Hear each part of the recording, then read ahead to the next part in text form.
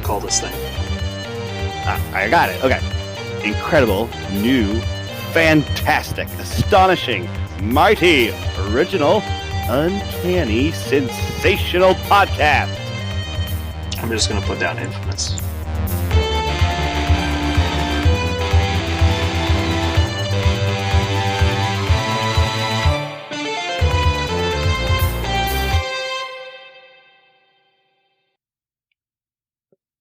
Hello and welcome to Infamous, the audio podcast. This is Brandon, or Muteless, on the forum. This is Jeremy, or also not Parker, on the forum. All right, well, let's jump right into it today. We have a couple announcements today. First off, there was some GAMA trade show news. I'm not 100% sure if GAMA actually happened, or if they just sent out information to retailers. So GAMA is normally, I believe, held in Las Vegas, and it's a retailer convention. So basically, if you were a small business owner that specialized in hobby games, you would go to Vegas to go to the convention. And basically all the manufacturers and game companies are there to tell you about all their exciting new products. And you can either try out new stuff like new demos for games, or just get information and pamphlets. And basically, they're trying to encourage you to pre-order their new stuff in production. It's an annual event, usually takes place in like March or April. It's fairly early in the year. And so basically you would go to that and they'd be like, hey, you know, Diablo 4 is coming out this year. You guys should be excited about Diablo 4 or whatever. Like new board games or whatever it happens to be. So anyway, during that event, apparently, or if the event didn't happen, they might have just sent out flyers. But I got a hold of a release from GAMA saying that the following models are upcoming releases for Marvel Crisis Protocol, and you should look at pre-ordering them. Those included Bob and Deadpool, Cable and Domino, which we knew were coming, and also Sin and Viper, and Iron Fist and Luke Cage. And so it looks like those are probably were supposed to be our April releases or March releases, however you want to look at it. But it looks like they should be pre-orderable very soon. And so that's probably the next 4 box sets we're getting. Oh my god, an 8 model drop again. Mm-hmm. Well, I mean, I think it was supposed to be 2 and 2, but yeah. Mm-hmm. I'm not ready. I'm not ready. We're still well behind the curve. I'm not ready. Yeah, because we were getting like 4 a month for a while. Ugh. Second piece of announcement is we've cut the dead weight. Parker will no longer be joining us on the podcast. He's dead to us. We're never going to speak again. So yeah, let's move past that. And moving on, we have... What? Why are you laughing? You gotta be honest, man. It's like, the dead weight. news. Parker is gone. Next. Mm-hmm. Moving on. So we now have the news. News. All right. So I will now be reading the news since Parker's dead to us. Dead. First bit of news we have was Viper's card got spoiled on the official Atomic Mass Games Facebook page. I'm not sure if you guys remember what we said about Viper, but basically it was indifferent, don't care. And now that we've seen her card, I can proudly say same thing. I mostly just don't care. She's not an overly inspiring character. So hitting the high points here, she's a 3-point model, 10 total health. She has speed long, 3s in her defensive stats. Standard strike that does poison on a wild. She has a range 3 attack that costs 0, however. She gains 1 power for using it, 4 dice, and a stun on a wild. That's actually not bad. Then her spending attack is Viper Strike, also range 3. Cost 3, 6 dice. After the attack resolve, place this character within 1 of the target, and on a wild it triggers Venom, which gives slow and stun special conditions. She has a Displacement Ring, which is pay 2 to place within 2 of her current position once per turn. And then Coiled Serpent, which is... oh man, what's the name of it? It's... Martial Prowess, I think, is the name of the ability. It's also on Proxima and Gamora. It's basically you spend 2 to roll 5 defense dice instead of your normal amount, and if you block the attack, then the attacker takes 2 damage. Also, she has stealth. So yeah, she's got a couple cool things about her. She's kind of dodgy. She can get in and out. Basically, to me, she feels kind of like a more expensive Nebula without the Nebula tricks. But yeah, just not overly inspiring for me. Do you have any thoughts on her, Jeremy? She seems like a bland 3-pointer. I mean, Yeah. yeah, her builder is, range 2, strength 5. Ew. It's a strike. She seems like she's a long mover. So she gets up there and she tries to do something and you just kill her. Like, I mean, is that what happens? Is that what you do? Yeah, she's not. She's meant to like fight 1v1 with certain people, but yeah, she basically has a slightly above average strike attack and a decent spending attack, and she basically is there to put debuffs on people, but I don't know that her debuffs are actually impactful enough to make a difference. Like, if she's able to stun and poison somebody, that's kind of annoying. But just like whatever.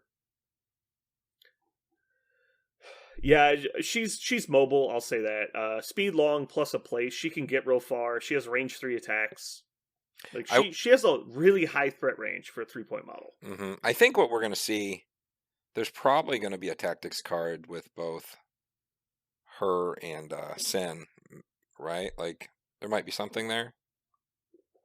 Because she's coming out with a leader of Cabal, so she's probably going to have some Cabal stuff. Yeah, I just can't imagine that this card here is going to be the whole kit. I think there's going to be something that sets her apart, because it's just really plain. I think she's just a filler model because Sin seems to want to play with a lot of characters, and so this is just going to be another 3-point add-on character that's just kind of meh, but that's more important that you're getting to 6 or 7 characters and not what those particular characters are. It's like, she's just another way to trigger Sin's leadership abilities, for as far as I'm concerned. Yeah, and I mean, if she's in like regular Cabal without Sin, I mean, her second attack is range 3, 4 dice, and gains 1 power. So she's gaining 2 power. She'll gain 4 power, basically, from her 0 power attack. Does damage with 4 dice. She'll probably do 1, maybe. I don't know. Maybe? Maybe. I roll plenty of 4 and 5 dice attacks that don't do damage. Like, yeah, you'll do some eventually, like you'll get through, but like it's not like a guarantee. And 4 dice to a wild, like you've got like a coin flip chance in if you attack twice to stun somebody, which that's more important probably than any damage you did. But yeah, she's half as offensive as Punisher. What I think is important, and I think I'm speaking for everyone, we all have a lot of extra green left over from painting Enchantress. That'll come in very handy on this model. Very handy. Yeah.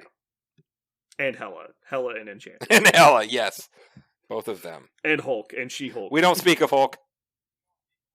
We do not speak of him. All right, so that's Viper. She's okay. It's nice to have more options. Certainly, you would like to imagine that you don't have to take Crossbones, except that Sin's coming out. So now you kind of have to take Crossbones again. So it's gonna be like Crossbones, Sin, Viper, Zemo, and then like choose your next character for Cabal. Probably Mystique. And you just like spam 3-point characters. I mean, they do something kind of cool, which is they can build their base, their base Cabal for 9 points, which is kind of a sweet spot to be in. You can drop a couple big guys in there. Might be something. Cool. All right, so moving on, our next bit of news is we have Luke Cage, also known as Power Man. Man, Parker would be so happy if we didn't tell him that he couldn't come. He loves Power Man. He loves Power Man. He does. All right, so the panel to play just kind of briefly summarizes the basics of this guy. Covering a couple of the broader points, his strike attack, which is his gaining attack, is pretty standard for a strike. It's looks to be range 2, 5 dice, cost 0, gain power equal to damage. But also, if he rolls 2 wilds, he staggers you. On a basic attack, that's pretty cool. It's not very reliable, but I'd much rather have double wild stagger than single wild poison, if you know what I mean. You know how mad I'll be when this motherfucker staggers me? Like every a 3-point model every time. 2 turns in a row. Like, you're staggered. You're staggered. Yeah. Watch, I'm going to walk up and stagger you. I'm like, there's no way. Okay, I'm staggered again. Great. Yeah. So again, moving on to his next attack, his spending attack is called Sweet Christmas, which is apparently like his catchphrase. He says it a lot in the comics. It's a cost 4 attack, and they heavily imply it gets to throw people. They imply he gets to send people flying away from him. So I'm assuming that means throw, unless there's some new thing coming out. Doesn't seem like a push. And then the more important stuff on his card, they reference if there is an ally nearby being attacked, he can take the hit for them. So it's obviously going to be bodyguard or a similar rule. And then also his impervious skin rule gives him damage reduction 1, so he's going to reduce incoming damage. And they also mentioned that he has above average physical defense, so more than likely 4, probably a very, very outside chance at 5. If he's a 4-point model, I could see him having a 5 physical defense, but I'd be very surprised if he is not. Like, 5's just pretty unlikely. There's just one precedent at a 5 physical defense, and it's Carnage. But they do like to do things like where the next 3 models will have a 5 physical defense, so we'll see. If anyone was going to have a 5 physical defense, like Luke Cage, like obviously the damage reduction's probably enough, but we'll see. I'm just trying to imagine how they're making this model feel like it's supposed to. There's already tough models in the game. There's already models that kind of have this mechanic of, sucking up some wounds here and there. If it's not a 4-point model with some really, really good physical defense and some extra stuff in there with like a tactics card, it's going to be a letdown. Like, honestly, you have to remember that he's in the Defender zone. Honestly, what Defenders need right now is just placeholders. They need characters that don't cost 5 or 6 points to stand there. Like, that's basically what their faction needs. Because look at their faction. They got Doctor Strange, they got Hulk, they have Ghost Rider, and it's like, oh my god, we're out of people. And then Wong, it's like, none of these people are like frontline people. They all don't want to be there. They can't just take the brunt of it. You'd be happy. I'd be fine if he's just 3 points, and he's just like a Captain America light. I would be fine with that. That's what that faction needs. Oh, man. That would be a letdown. But okay. Because we also haven't seen a bodyguard model have damage reduction. Like, Black Dwarf is the closest, but his bodyguard rules like backwards. He bodyguards if he's within 2 of the attacker. Do you know how annoying that'll be with Doctor Strange and him bodyguarding Doctor Strange? Just, oh man, give it up. Like, that would suck. I don't remember them. I'm skimming through. I don't remember them mentioning his stamina. He could have 14 hit points. Like, he could have just a huge pool of hit points. It's possible. Yeah, if he's a 4-pointer and they really go, if he's really going to be the tough guy, that would be interesting. Yeah. Alrighty, well, that's going to do it for our news today. Kind of actually interested in Luke Cage. He's pretty much exactly what we expected him to be. But, yeah, I'm pretty excited that he's got bodyguard and damage reduction. I feel with the notes or what they're giving up of like all these wild effects and like random shit that he is going to be that 3-pointer. That tends to be your 3-pointer with stuff they can do that's awesome, but it's kind of rare. Yeah. Alrighty, so moving on into our main topic today, we're going to finish up talking about the Tabletop Simulator Season 4 League. Because the final data mining stats have come out, and we're gonna look through these and see what we think about them. So let me move this to a better spot now that we're focusing on this. So the total number of matches played in the league was 502 games. Jeremy, let's go ahead and pull up also while we're at it. Let's pull up the other document as well. So I think there was some important information that they don't include in here. Oh, that's not what I wanted.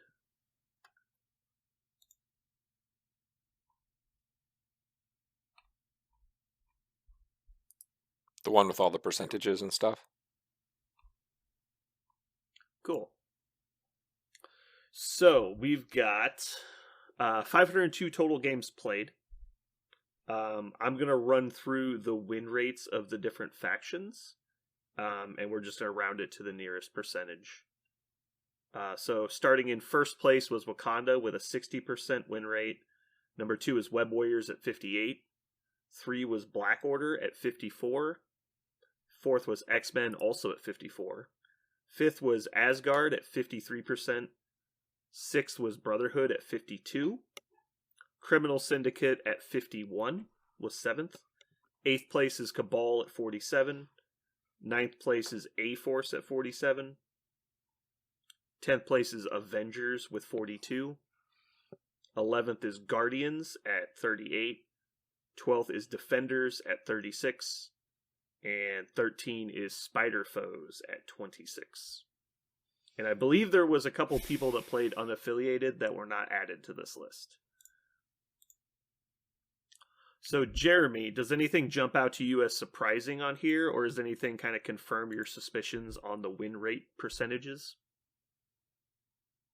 I mean, Wakanda taking number 1 to me was kind of obvious. Web Warriors is definitely supposed to be up there. I think it's strange Defenders didn't place better, but maybe that's more of a complicated roster. I think. So why do you think Defenders should place higher? Do you just feel they're really strong right now? I think one of the strongest things in the entire game is that damn portal.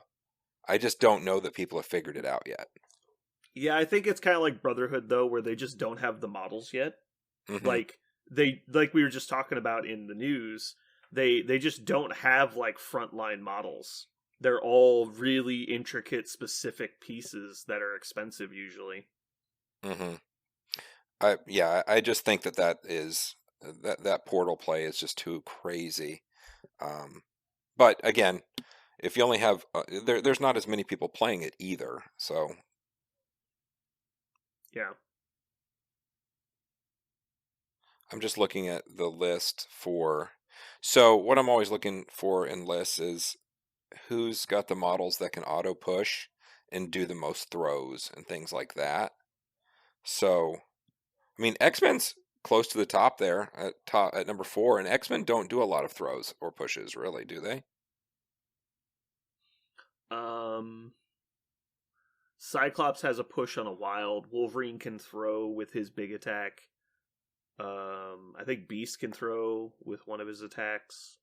Beast Not can, a lot. yeah. They don't have a lot of board manipulation. Storm can, but these are all at high cost. Well, she came with a power, yeah. Yeah, I mean, yeah. No, they're definitely not the masters of board manipulation. Obviously, Web Warriors and Wakanda are both really good. Asgard's pretty solid at board manipulation. And obviously, they're all top 5. It's pretty much just Black Order and X-Men. And Black Order is actually pretty good at board manipulation because of Thanos. So let me ask you, as a Cabal player, like, why is Cabal 8? I do not know. I feel like Cabal is the strongest faction right now. Like, Wakanda's really good, and that would be like the only matchup I'd be actively afraid of as Cabal.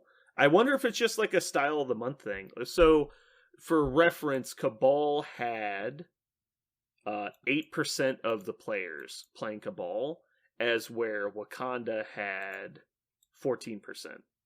And so there's obviously, with only having 8% of the field, there's always the random variance and like matchups and stuff. Like maybe Cabal has a specific bad matchup with Wakanda, and if they played a bunch of games against Wakanda, then, you know, that's going to affect your numbers. So looking here, Cabal had a total of 20 wins, and Wakanda had 24 wins. So they're actually fairly close in total number of wins per like player. It's just like the percentage points didn't come down for them. Like if you look at it, Cabal at 47, they're 12.5 percentage points away from Wakanda. Like that's not a huge amount. It's noticeable, but on this like level of data, like that's not crazy to think that might just be random variance. So you're always wondering about how is Black Order placing. Like, what are your thoughts on Black Order? I don't see how they're so high. Let's check. So Black Order had a total number of 4% of the field. So yeah, this is probably just whoever was playing Black Order is really good with them, and they just won an above average amount of games. So I will say Black Order got 26 wins with 4% of the field. That's crazy. So what I will say is I know last season, one of the top contenders, his name is Morgan, freaked everyone out because he was playing Black Order, and he damn near won Season 3 with it. And apparently Okoye I remember you went saying crazy. it was Wakanda and Black Order in Yeah. the finals. And yeah, apparently Okoye went crazy and murdered Thanos. So something happened in the game. Anyway, I think that was very inspirational for people, and a lot of people picked up the flag. So there was more people playing than pretty much ever. So there's that. Well, the big problem I have with Black Order is I just feel like so much of their ability to win comes down to things you have very little control over. So it's basically, do you get a favorable mission, and do you get priority on the turns that matter? And so obviously it's pretty easy for them to hold on to priority once they get it. But the problem being that, like, if the first turn is all that matters and you just have, it's a 50-50 chance to get priority or not. And if you just don't get it and it's important that turn because you're playing like a high civilian count mission and your opponent's playing hired muscle Wakanda, and you're just like, okay, well, my opponent got 4 of the civilians just because I didn't have priority. It's like, well, now you're trying to dig yourself out of that hole. It makes it that much easier for them to race you to 16. And it's just like a big problem. As where if like, well, if you get priority turn 1 and you get a favorable mission matchup, well, then all of a sudden it's like hugely in your favor. But it just annoys me that I feel like they have very little control in those situations. I think it's important to note that Ebony Maw is only played in 2% of the list. I think that is exceedingly high. I don't understand that at all. Oh, he's such a good model. I will literally fight people that say he's a good character. Like I've never heard it. I've never heard it. I've heard.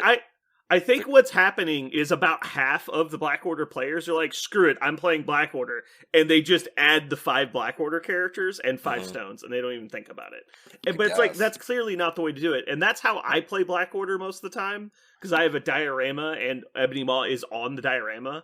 And so it's just like, I'll just bring the diorama to the table, and so I'll just take those 5 characters. And so it's really annoying that he's so bad. I think the only thing about him that's redeeming is I would love to play the Shush card. Just to play the goddamn thing because it's so cool. Aside from that, aside from a single tactics card, I can't imagine a world where you look down at the table and go, oh, thank God I've got Ebony Maw.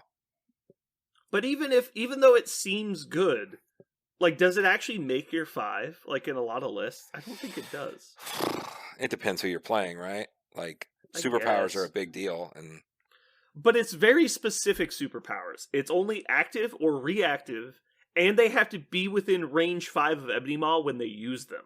And so, like, Bodyguard is one, but it only lasts for the turn, not the round. And so you shop, 2 Bodyguards? I've like, got well, you better win the game! Like, what the fuck? You know what? Listen, it's going to stop Enchantress from taking your shit turn 1, so that's a hot take. Is Deal it? with that. Yes! Is it? You can turn it off. Okay, hold on. Challenge. All right, let me go here. Challenge. Challenge.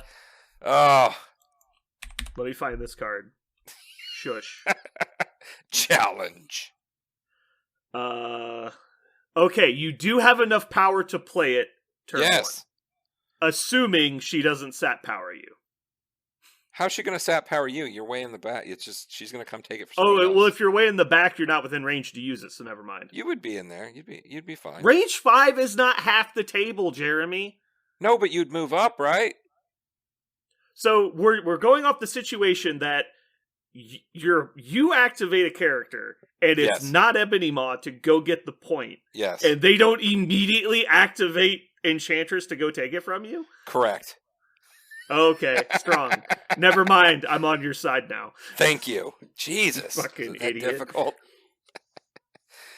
Shush, bitch. And she's like, I already have it. Yeah. Oh, sad.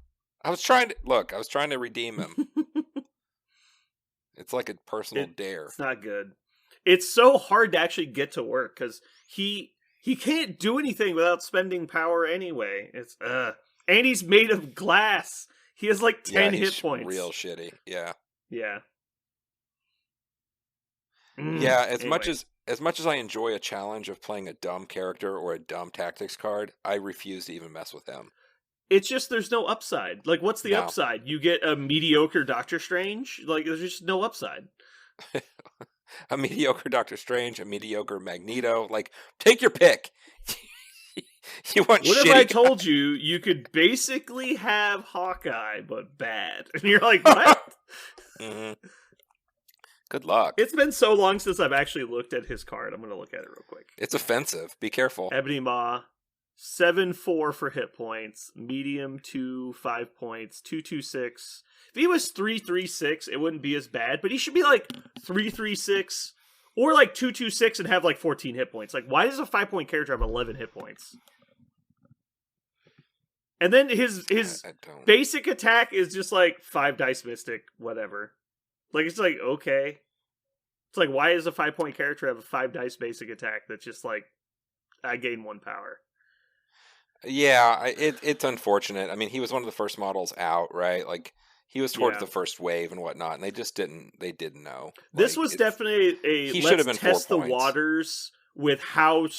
Yeah, let's test the... If he was 4 points, I think he's okay. He's certainly not good. But Yeah, he's he'd be okay. fine. He'd be okay. Yeah. Be okay. But, yeah, they were just like, let's make sure he doesn't gain too much power, and so he doesn't really have a gaining attack.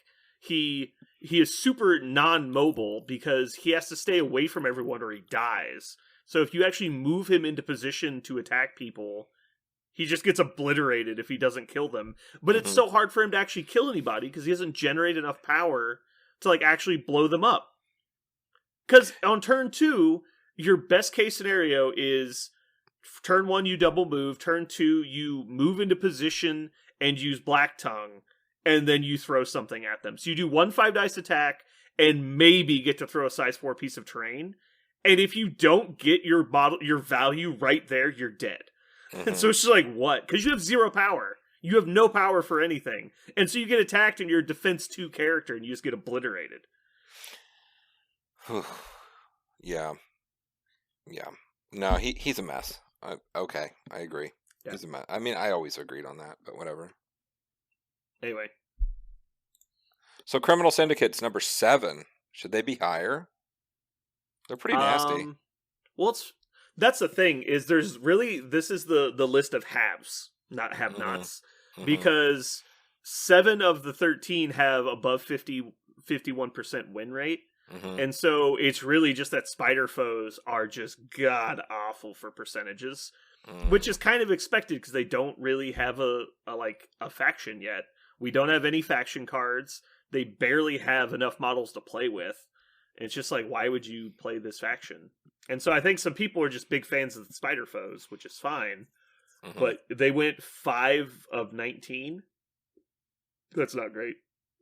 They were trying so hard. Mhm. Okay, this time for sure. Yeah. But yeah, so it's basically just defenders, guardians, and spider foes just face planted, and everybody else has a respectable win rate. Hmm.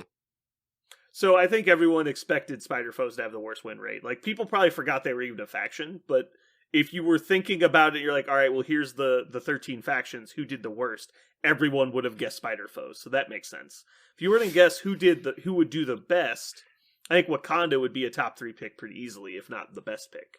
Now, I don't think everyone would pick Wakanda to be the best faction, but there would be a majority, I think. That's just because they're so versatile, they do everything. And they're not really bad at anything either. I'm surprised Cabal wasn't higher. But it's really just Web Warriors and Wakanda are just like better than everybody else. Like, they have noticeably the best 2 win rates. I mean, I believe we called that out when Mhm. Web Warriors popped out of the box. Like, Yeah. I didn't see Wakanda because it was so early, and I kind of like skipped it, which I think you did as well. I'm just not a fan of like Black Yeah. Panther like lore or anything. So yeah, I Yeah. generally avoid them when I'm looking for something fun to do. So yeah, like the Web Warriors we knew would always be that they're just amazing when it comes to this game, what you're trying to do and achieve. And especially now, I mean, good lord, this is without Amazing Spider-Man. The ability to turn and fight now, I think you're going to see Web Warriors turn into a top tier. Like, they'll be 1 or 2 all of the time now. Yeah, that wouldn't be that surprising to me. Asgard Asgard just is like that Razor's Edge faction. It's like they're so good at everything except what they're really bad at, and it's just like they're What are really they bad really at. bad Is having models that cost less than 4. That's really what they're really bad at. They get outnumbered That's true. constantly. Constantly, they're outnumbered, and so they have good models as long as you're not counting Hela, and so that's good. I think Angela is actually not very good, and I don't know if I would be burned at the stake for that. But like honestly, I played her a few times, and she's just not impressive. Let's see. No, for what she does, I'm gonna she go to truly isn't amazing. You can pull jank with Angela. That's the thing about her. There's jank on the table that you can create because Angela exists. So 40% of players had Angela in their roster, which is just staggering to me. Now, admittedly, this league started like right as she came out, and so it's probably just a lot of people wanting to get table time with her. I mean, Angela though fits in A-Force really well as well, but again, she's expensive. I'm not sure. She's a good drop-off, whatnot, but again, when it comes to pushing models and, throwing models and all of that, she just doesn't do that.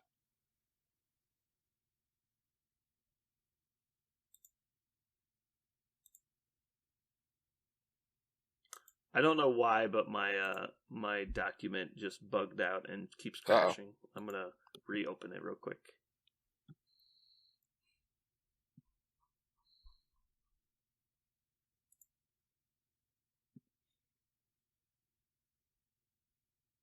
Okay, it does not seem to be imploding. Like the whole screen went into like a kaleidoscope and then just like went black and then kaleidoscope and then black. And I'm like, what's happening? Is this what a virus looks like? Oh my god. Do I have one of those worms? Yeah. Firewall, firewall. Is this how you stop it? You just yell firewall at it? Yes. All right. Oh my god. Okay, so there's a lot of stat breakdowns here that I think are complete garbage stats. While I understand compiling them, I think they are completely worthless. So there is top 5 most wins, top 5 highest win rates, which we've just read through, top 5 least wins, which is again is complete garbage, and lowest win rates we've just talked about. But yeah, the most wins and the least wins is not relevant to me because the 2% of people played Spider Foes or whatever it was, and 23% played Asgard. Just like, what the hell?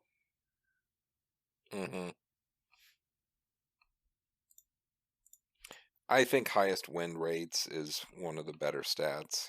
Yeah, I think that's true. Now, obviously, in the lower played factions, which I don't know if people will remember from last time, so I'll just run through it real quick. In order of popularity, we have... Did I open the wrong one yet? I don't think this is the right document. Here we go. In order of popularity, we have Asgard at 23%, then Brotherhood at 18%, Defenders at 16%, Criminals at 15%, Wakanda and Web Warriors at 14%, A-Force and X-Men at 13%. And then trailing off on the stragglers here, we've got Avengers at 9%, Guardians at 8%, Cabal at 8%, Black Order at 4%, Spider Foes at 4%, and 1% being unaffiliated. So, obviously, I think anyone that had less than 5% of the field is basically, you can throw out the numbers. So Black Order and Spider Foes and the unaffiliated guy are, it's not a good representation of how good a faction is based on 1 or 2 players' ability to play them. Yeah. Because even if they do exceedingly well, it doesn't really matter. Like Black Order, if 2 people in the league played Black Order and they got a 54% win rate, it's like, does that really true of how the faction does, or is that just these 2 people are either good at it or bad at it? And within reason, this whole data section is kind of that way as well, because anything less than 1,000 entries is pretty much very suspect. But it is interesting to look at the numbers, I think. I like the fact that, I mean, granted, when it comes to win rates, you're still looking at Wakanda at 60%, Web Warriors 58%. I would like to see those down at 55 after 1,000 games, maybe Yeah. 51, 52. But like, I would hate So, to think. as an example, in the WTC World Team Championships for War Machine, there was about 150 to 200 teams of 5 players, and so there was, God, I don't know, it was 5 rounds of 5 versus 5, and there was over 150 teams. I think there's like 175 teams, and the highest win rate for an individual leader model was 54% with Haley 2. And so, like, that's a Mhm. crazy number of games played. And because it was like over 1,000 games played total. And with Yeah. this caster being the most popular, like, she was every team basically had a Haley 2. And it'd be like Red Skull in this game, like Red Skull being played so many times. And so it's like, obviously they're played a lot. And the highest we ever saw was 54%. And people were screaming to the heavens that she was broken and needed to be nerfed. And it's like 54% win rate. That was crazy to people. Like, that was how close the game was at one point. And then the next year, one faction had a 68% win rate. And so it's just like, and everyone was like, yeah, they're broken. We know it. And they're just like, we're not doing anything about it. It's like, well, shit. What And faction so- was that? That was Crix. That was when Ghost Fleet was running all over. Oh the table. God. Yeah, no, that was super unfun. Oh It man. was just cancer on a tabletop. It was Yeah. so dumb. Anyone watching it just goes, yep, that's not how that should work. This is like models would die and then resurrect themselves in new places they were not in before and attack you. And you're like, okay, so I do nothing but move your models for you by killing you? Like, it made no sense. It's like, you have an invincible army and I don't. It's like, eventually you will kill me. Yeah, for those listening and have never played War Machine, imagine your worst game you've ever played of Marvel Crisis Mm, and how bad that feels sometimes. yeah. You would line up in War Machine against an army like that, against a Crix army built like that, and you just immediately feel the way a bad game of Marvel Crisis feels, start to finish. 2 hours later, still feel shitty. It's like you're just sitting there watching them kill all of your models slowly and laughing at you the whole time while someone kicks you in the nuts behind you. Just It's so repeatedly. bad. It's like, that's how bad it felt the whole time. It was so awful. Ugh. Anyway, back to this. But my point there was that a 54% win rate is an outlier if you're looking for balance. Yep. 54%, if you have enough data points to feel like, okay, we have a true representation of how like the win rate is on like a global scale. And this isn't anywhere close to that. We probably need 10 times the number of entries we have here to have that kind of like guarantee. But even if we did, like 54% would be on the very high end, I think. So 60% is alarming, I would say. But because it's such a small sample size, and like the 2 finalists both were playing this faction, right? Mm-hmm. So obviously, if they won the league, they were probably doing pretty well in the league itself, and so that's going to bring the numbers up a little bit because they were on a roll. Just like if you replace the win rate of those 2 players and let's say they were playing Asgard instead, well then Asgard would probably have like a 60% win rate. And so how much of the 60% win rate of Wakanda is based on like the 2 people that were in the finals were both playing this faction? It's going to bring up their win rate a lot. But anyway, that's probably enough talking about the individual faction win percentage. Let's move on to heads up faction play. So we've been talking about Wakanda a lot. So looking at Wakanda versus the different affiliations, there were only so many games played between Wakanda and a specific faction, but some of these might be telling. So for example, we're going to run through these real quick. For Wakanda, they played A-Force 3 times and won all 3 games. 100% win rate versus A-Force. So obviously only 3 games. There's only like 3 possible percentages there. It's either, or I guess 4. There's like 0, 33, 66, and 100. So, that's not very telling. But with something much more telling, they played Asgard 19 times. And of the 19 games, they won 8. Or no, not 19 times. They played them 11 times and won 8. My bad. Sorry, I added the two numbers together. So they had a 72% win rate versus Asgard, which is starting to get to the point where it's kind of telling. If you win 8 out of 11, that's pretty noticeable. So that's important. So it seems that Wakanda is pretty strong versus Asgard. And if you think about the matchup, that does seem true because Wakanda's going to outnumber them, and they have board manipulation advantage against them because while Asgard can clear off points, they're really bad about holding the points after they're done activating. They're not very good about getting back to said points after they get pushed off. And so if the Wakandan player is just sitting there with Shuri, like, oh, Thor's gone, I'll push him off that point. Like so that's pretty hard. Shuri's to come back a nightmare for them, yeah. for sure. Shuri's a problem. Avengers, they had 1 of 2, so they had 50-50 split there. They played Black Order 4 times, but they only won once. That's kind of interesting. So 25% there. But that's such a small number. It's obviously very influenced by, individual games. Brotherhood also 4 games. They won 3. Did not play Cabal or Defenders or Wakandan. There was no Wakandan heads-up matches. That's not really true. There was on the final table. Well, but this is just the league games. Okay. Wow, that's crazy. There was a good amount of Wakandan players. Yeah, there's 14% Wakandan and they didn't play each other? Am I crazy or did they? But 8, oh my god, yeah, that's crazy. They just didn't play each other? Well, that's obviously going to affect the percentages too. Because obviously if the best faction doesn't play against the best faction, then they're going to have higher win rate as well. That's crazy that didn't happen the entire league. Jeremy, do you know about the structure of the league? Was it just play whoever you want, or did you have scheduled games? There were scheduled games, and they were broke down by different areas of the world.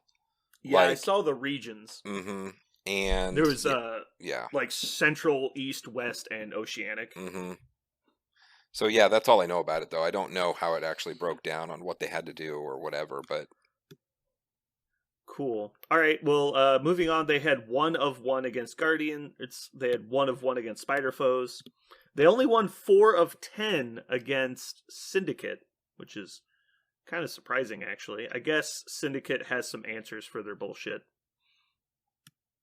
They won 2 of their 3 games against Web Warriors, and they lost all of their games against X-Men because X-Men is their hard counter. Guys, if you're wondering, hey, shut up. If you're wondering how to beat Wakanda, 100% chance you win if you play X-Men. It's not even close. I've been saying that for months. As long as you only play 1 time in this league.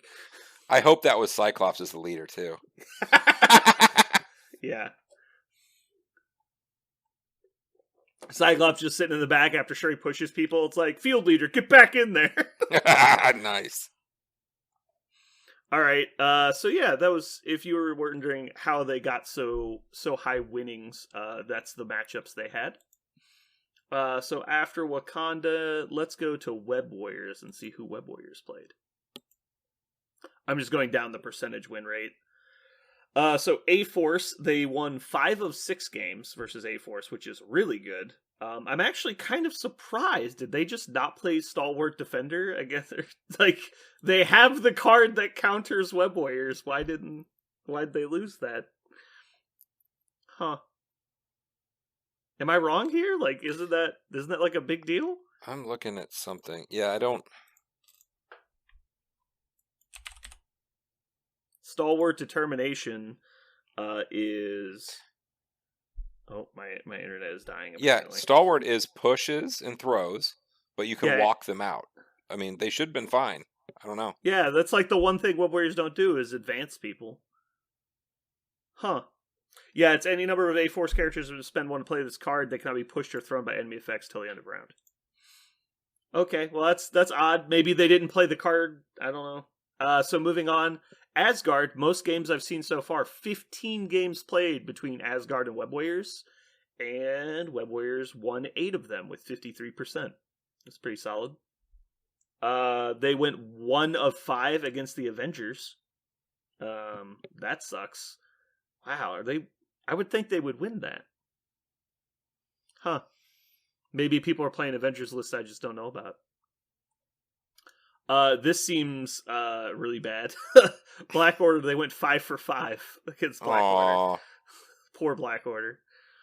That kind of makes sense to me, though. It's extremely low model count versus Web Warriors. That just seems real bad. That's the exact kind of thing I was talking about. Like, they get a big lead on you, I think you're just screwed.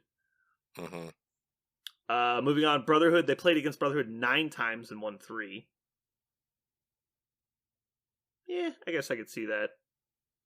Cabal, they went 2 of 5, 40% win rate. Defenders, they went 7 out of 10. Man, people are just beating up on the Defenders. Free wins over here. Come play the Defenders. They went 5 for 6 against the Guardians. 1 for 2 against Spider Foes. 50% win rate. There you go. Damn. Syndicate, they went 6 of 7. Wakanda, they went 1 of 3. Web Warriors, mirror match, they went 5 for 10. Surprise, all mirror matches will be exactly 50-50. X-Men went 8 for 14, 57% win rate. They went slightly above average in all of the big numbers, which is interesting. I guess if you count big numbers as 9, they missed 1 then because they lost to Brotherhood. Do you think, like now thinking about it, like the A-Force and the way they build their list, I think all webbed up probably fucks them up pretty good. I mean, they're all kind of wadded together for Bodyguard, right? Like, that's probably pretty bad. Maybe. But if that was true, if they run in, they do all webbed up, and you start bodyguarding, you can just use She-Hulk's aggressive and walk out of close range of the other people. If you're like, I don't know if that, I guess once they played it, it doesn't help you. Yeah. I don't know. I don't think so, but I guess I'd have to see it. Yeah, because we're not getting who had priority in these games. We're not getting, what crises were played. Yeah. Obviously, getting to attack She-Hulk with extra dice on damage is gonna mess with the survivability math a lot. But you could also play that other card. Like if they're gonna come at you like that, you could just play the card where you get like 3 or 4 extra defense dice. It's like, okay, it's like we're gonna sit here and do this. Let's just do this. And so I don't know. That'd be interesting. They're kind of like opposites in that aspect. One of them wants to sit in a brick, and the other one wants to spread out and run. Maybe they just weren't able to not lose on scenario, I think is probably more true. Yeah. Is that people were building their little She-Hulk brick, and then the Web Warriors were just running around them and taking points, and they didn't. Because that's how I always feel when I play A-Force. Is like, I can't break this up because my list loses so much. Like, it's almost like a trap. Like, you get suckered into building this, like, brick like the Avengers do, but you don't have the ability to spread out once you've done it.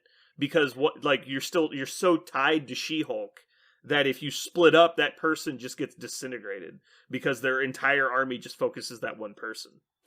And if you know you're playing, if you see She-Hulk is on the table, like getting ready to get lined up against you, I mean, you can put a lot of power into trying to get her off the board. So you have a 6-point model that can kind of be nuked and also holds all its stats. Like, She-Hulk has some issues that can be taken advantage of. Probably the best strategy, though, would honestly be, even if they play the I can't be moved card, just back off. Like, they're not going to win on scenario in one turn. Just let them have it for one round, and then just come back next turn and do it. Mm-hmm. Like, once their stuff wears off, just then kill them.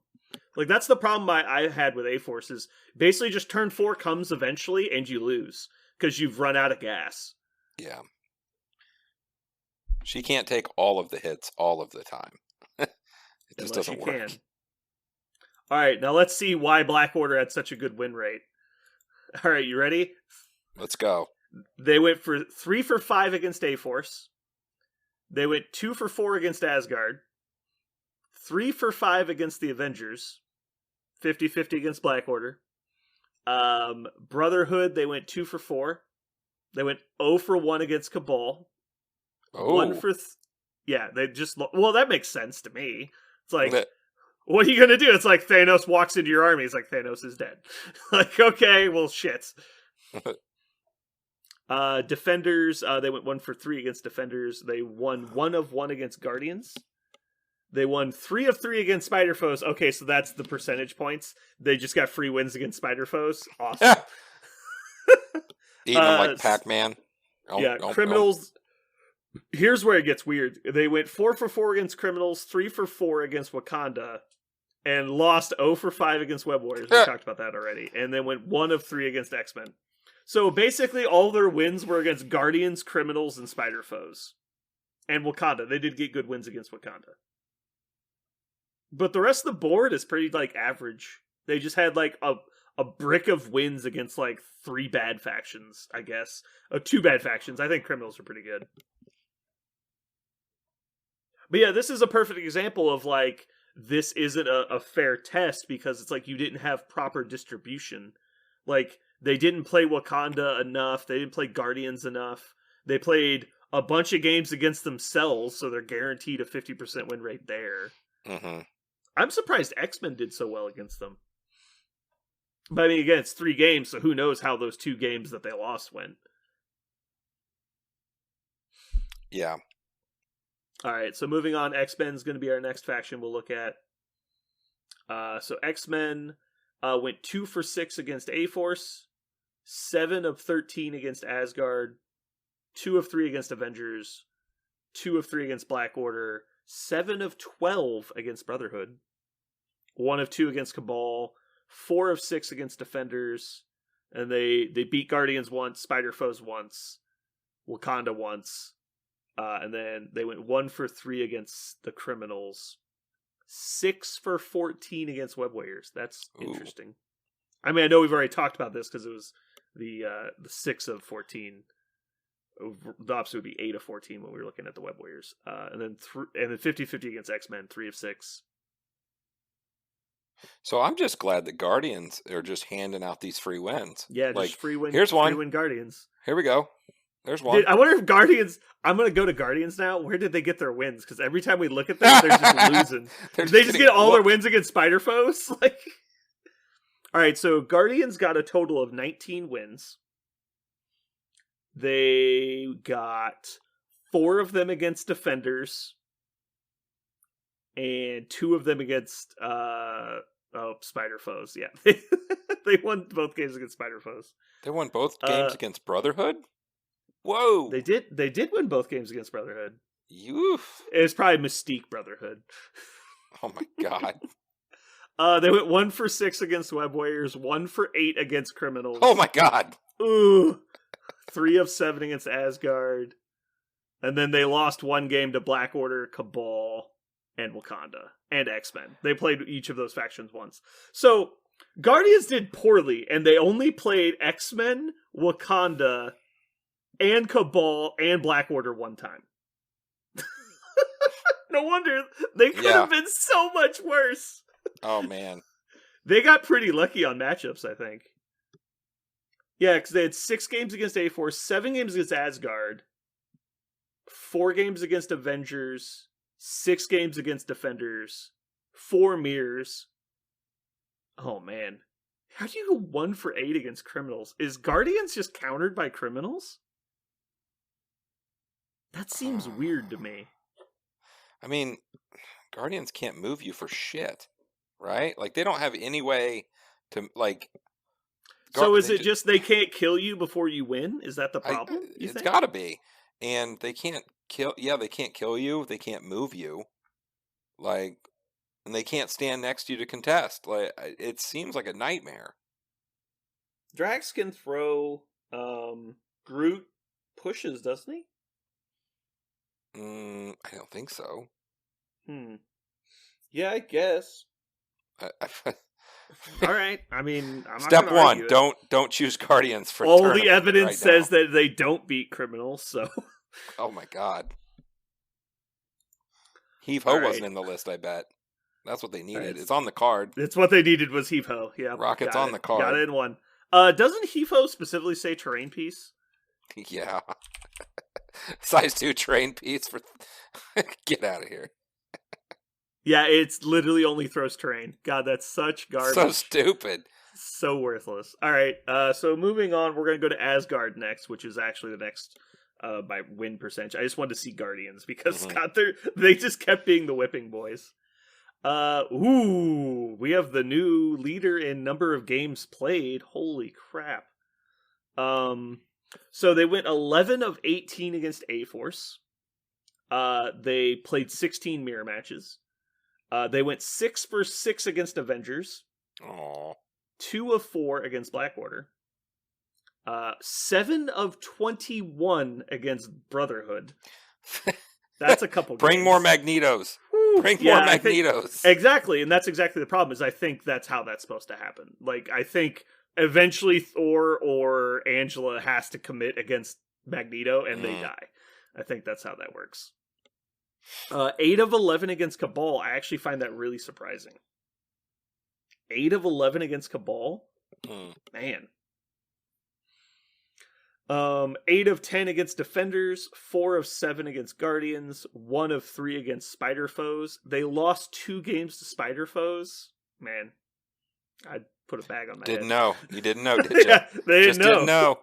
didn't know. Then we have 8 of 13 against Criminals, 3 of 11 against Wakanda, 7 of 15 against Web Warriors, and 6 of 13 against X-Men. Actually, I think a couple of these numbers are actually more favorable to Asgard than I expected. The Avengers one is kind of crazy. 6 of 6? I think Avengers have just kind of been power crept out of the meta. Like, what do you do? Like, they're basically just, I mean, they're the Avengers. They're just an amalgamation of other factions, right? It's just like all the cool people from other factions. But like, what is in Avengers that you would play Avengers for? It's basically just Cap, right? It's like Captain America's the only thing they have that nobody else has. Because if you want to play Thor, you just play Asgard. But I mean, isn't that Avengers is a crazy good leadership?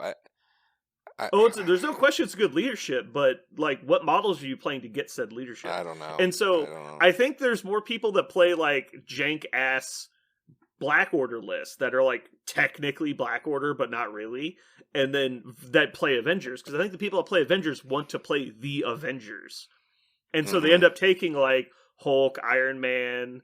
It's like, so it's just like, yeah, sure, you're taking a bunch of like big name characters, but like they're not actually good together. Like, the Avengers team doesn't actually synergize. And so it's just like, why are you taking them? Like, Black Panther is probably the best Avenger that's not Cap, and he's better than Cap, but like, Cap is required. Yeah, and if you find yourself taking Black Panther, you're like, okay, well, I'll go ahead and put these other 2 models and then become Wakanda. Yeah, exactly. Now, you could probably do a decent dual faction list. But if you're taking Avengers, you're taking probably Black Panther and Cap, and then probably throwing in Black Widow. So you got a 10-point affiliation, and then you throw in 7 points of random crap. And it's just like, why aren't we just playing Wakanda? Like, why aren't we just playing, Defenders? Why aren't we playing anything else, really? All right. So moving on. What's after Asgard? We got Brotherhood. This could be interesting. So Brotherhood, we have 7 of 15 against A-Force, 14 of 21 against Asgard. We just covered that. 4 of 8 against Avengers, 2 of 4 against Black Order, 5 of 10 against Brotherhood. Are you noticing a trend? Wow. It's like exactly split down the line on most of these. Cabal is 2 of 3. Defenders is 5 of 8. 0 and 2 against Guardians. Oh no, the medicine. Burn your models. 2 of 3 against Spider Foes. 3 of 9 against Criminals. That's probably their worst one. 1 of 4 against Wakanda, 6 of 9 against Web Warriors, and 5 of 12 against X-Men. Yeah, I would say Brotherhood probably has the closest to what you would expect of balanced against the field. They've got a lot of fairly even splits. Like, obviously we need more data because like the 0 and 2 against Guardians, I would imagine if they played 5 games, it'd probably be like 2 and 3, right? You think Brotherhood's just really weak against Guardians? I think that's I don't think that's a variance fact. thing. Yeah, I think I don't think that's a fact. Maybe that was just that one guy had his number and they played twice. I don't know. Yeah, so this looks like if you were to tell me like this was any matchup in the game, basically just change all the team names around, I'm like, yeah, I could probably believe this. Like Yeah. this looks like fairly reasonable splits across the board. There's no like huge blowouts on either side. This looks like a good representation of matchups, I would say. Mhm. This is probably the most true matchup list that we've seen so far. So moving on, we have Criminals next, and it's probably gonna be a doozy because we've been seeing some big swings on them. All right, so A-Force Syndicate versus A-Force, we have 4 of 10. Asgard is 5 of 13. Avengers is 4 of 5. Black Order is 0 of 4. Can't beat Black Order. Forget it. Can't beat them. Just join them. Kingpin's joining the Black Order. 6 of 9 versus Brotherhood. 3 of 6 versus Cabal. 4 of 7 versus Defenders. 7 of 8 versus Guardians. That's how you beat Guardians, motherfuckers. 1 of 1 versus Spider Foes. There you go. Someone didn't lose to Spider Foes. 50-50 versus the Mirror, obviously. 6 of 10 versus Wakanda. 1 of 7 versus Web Warriors. That surprises me. Ooh. Criminals were above average versus Wakanda and just got crushed by Web Warriors. That surprises me. I would think if you're good against one of them, you'd be good against both. Yeah, I wonder what happened there. Because they were better against the faction that wants to fight you, but they were worse against the faction that just wants to push you. And then lastly, we have X-Men. They were 2 of 3. Yeah, that's kind of odd. I'm just surprised it was like so one-sided on one, and the other one was pretty much dead even. Mm-hmm. All right, so next up we have Cabal. Now, I'm actually interested in this one because I like Cabal as a faction. I'm already not liking this. All right, so starting with A-Force, we've got 2 of 4. All right, do better, buddy. Come on, 2 of 4. That's it. All right. Asgard 3 Yep. of 11. Cabal sucks. Burn your models. Yep, throw them away. I thought they would win that matchup handedly. Oh man. All right, Avengers, they were 3 of 5.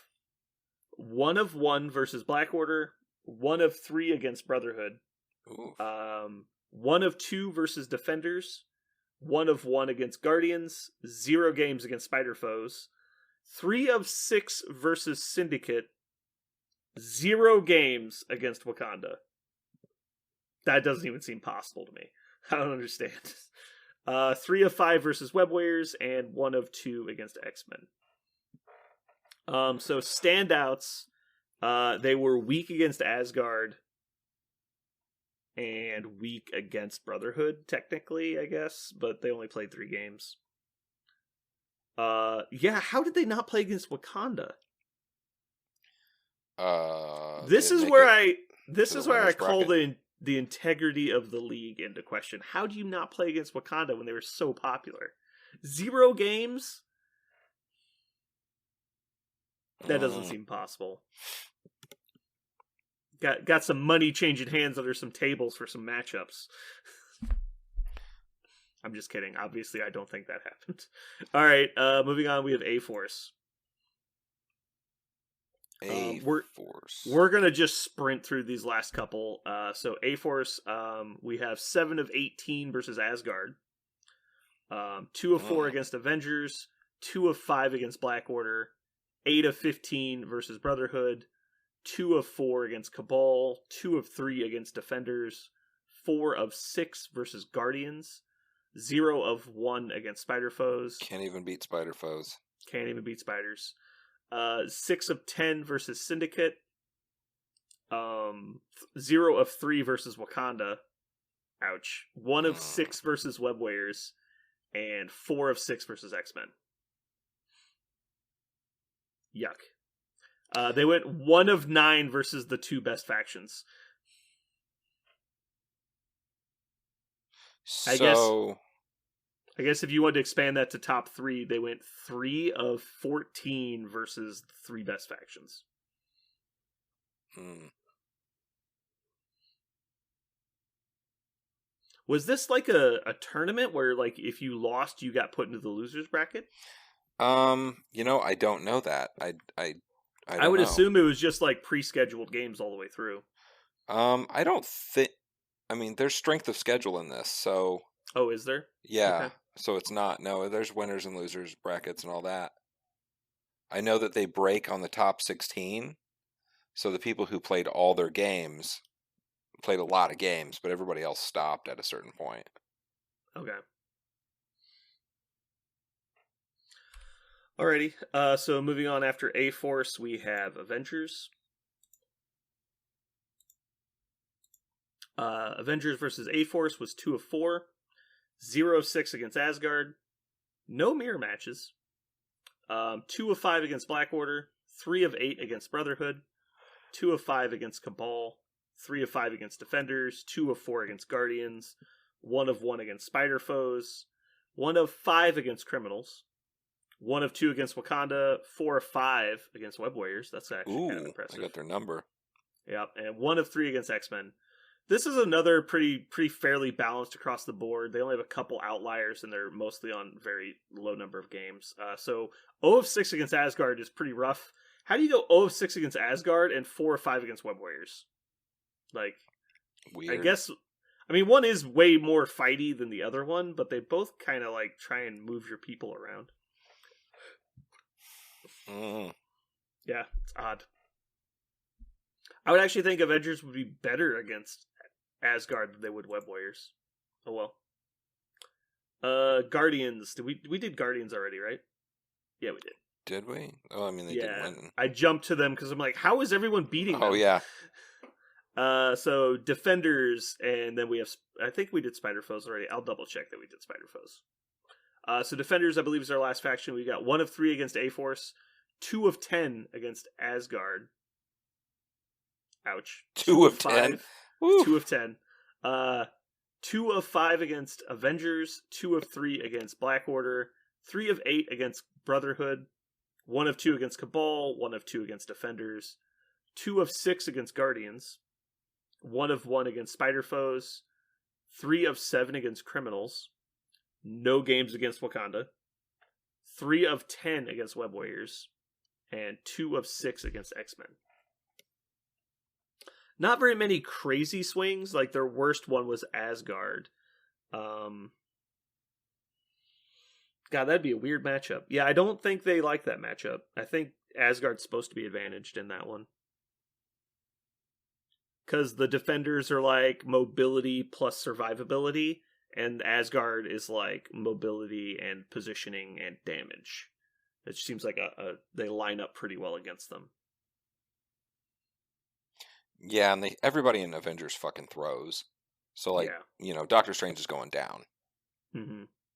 And you can break up, like, their power triangles and stuff. And it's like, oh, I've got, Okoye and Wong and Doctor Strange in this little triangle, and they're all buffing each other. It's like, nah, let's just throw Doctor Strange over here into this wall. And he's like, uh-oh.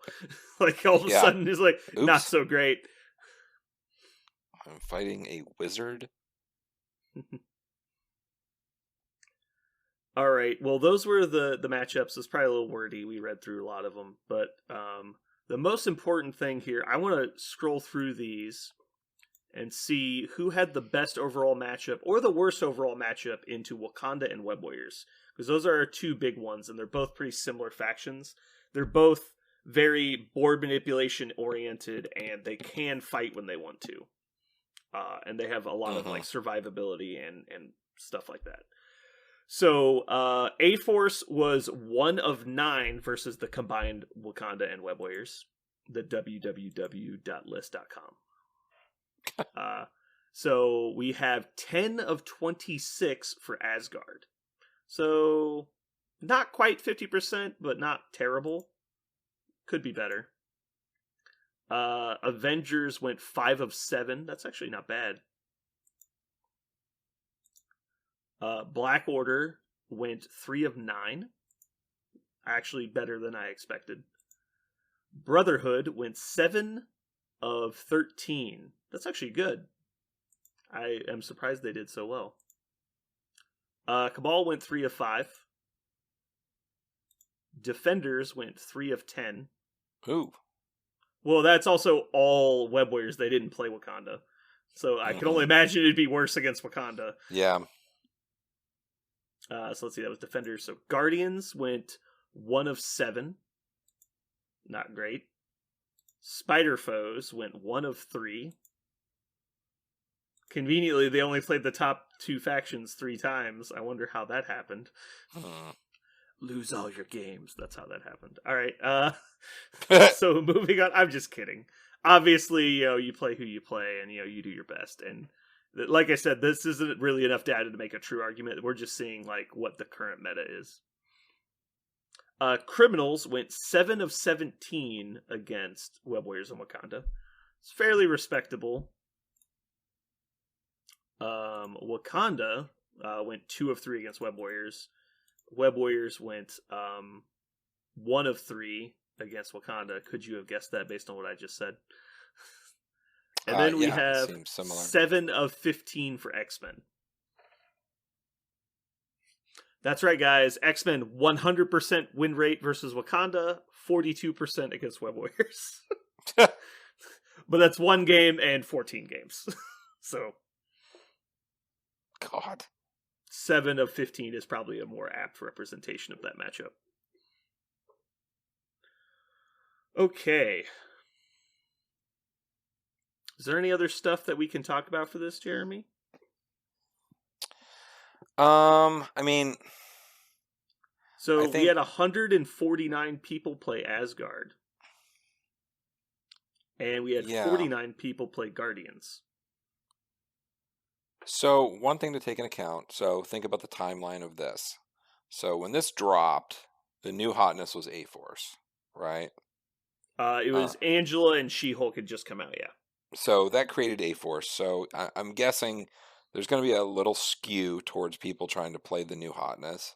Yeah, so Asgard and A-Force definitely had above average showings. Mm-hmm. And Humans hadn't come out yet.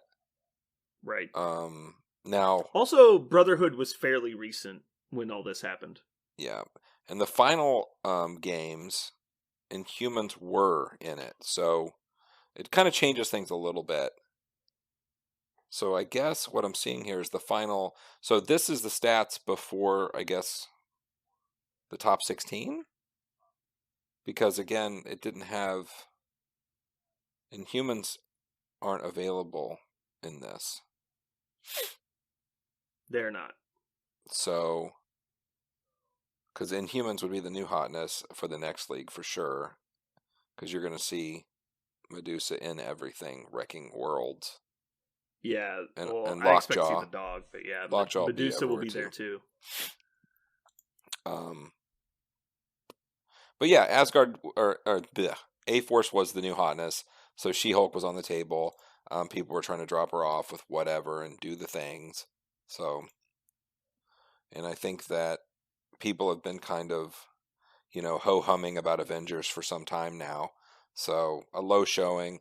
And Avengers are kind of with Cabal. They've been out for a while. People have tried stuff. That's probably why you're seeing a little. Yeah, and when we get War Machine and Falcon Cap in however long, couple months probably, that will reinvigorate the faction. I'm sure. Yep, they'll get spiced back up. It'll be cool. And I mean, not to say, I'm excited about a world where Spider Foes are. Have a lot of options, which is going to be coming in the next 6 months. I don't know what you're talking about. Shh, quiet. Yeah, don't tell people. Don't tell people. And then the new dawn of spiders with Amazing Spider-Man. I like that we can't get a Hydra faction, but Bad Guys of Spider-Man is a faction. Yeah, people who hate Peter. Yeah. Everyone's like, Peter is a piece of shit. It's like, all right, let's make a faction. I'm sick of this kid. Yeah, of all the bad guys and all the mutants that's supposed to exist in this, you have a bunch of folks that are like, you know what? I think everybody else is fine, but this Peter Parker motherfucker, Well, I mean, if you stop and think about it, it is kind of weird that, like, think of all of the bad guys of the Avengers. So you have all of Thor's bad guys, all of Hulk's bad guys, all of Iron Man's bad guys, all of Cap's bad guys, and some more, just because they're the Avengers. Yeah. And Peter alone has more enemies than all of them combined by like a mile. Because he talks shit. He talks way too much shit. He does talk a lot of shit. He stirs it up, man. Can't stir shit up like that. But with these I mean, guys. Iron Man talks shit too. Just not Yeah, as well, but- I guess. I don't know. Iron Man had his entire house blown up. Like they tried to get him. They just don't have Iron Man foes. I Iron don't Man know. doesn't leave you duct taped to a wall for the police to find later, so I guess it doesn't last. True enough. Yeah. That's true. Iron Man should have the Sinister Six Iron Man style. He should. Yeah, it's just like, because they're just constantly fighting threats to the planet, not threats on their person. It's like, very few times do people show up, it's like, I'm here to kick your ass. And you're like, why? Like, it's like, dude, I got shit to do. It's like, meanwhile, Peter's just like, got people like looking for him all the time. Yeah, he's sitting there doing homework in class. Mm-hmm. It's crazy. You gotta eat them pumpkins. God. It's personal. I like that both of the Nemesis abilities are in the spider foes. Both of them are just like, I fucking hate you. Like, Yeah, it 'cause we've seems got to be. Yeah. Green Goblin and Carnage, right? Uh-huh. Green Goblin and Carnage are the two Nemesis characters, and they're both spider foes. Yeah. Which is interesting because, I mean, you could have some awesome thing like healing factor to have cards wrapped around. No, you got to have Peter as a douchebag. We have to fight him. We have to fight each other. Yeah. So I'm looking at if there's any interesting data on in the different realms. Like, so we've got East, Central, West, and Oceanic. I'm not seeing any important data though.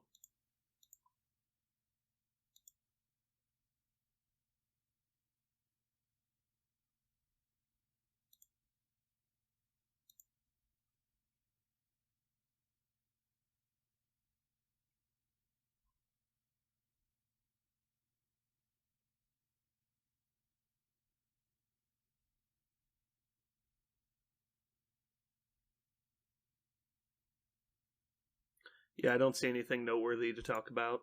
Mhm. Well, is there anything else you wanted to cover today, Jeremy? No, I think that about does it. Aside from if anyone wants to actually play on the whole tabletop simulator thing, just type in TTS, tabletop simulator, Marvel Crisis Protocol, do a little, research on it. And it's very, very simple. Jump in there, ask for help. People will help you. It's fun.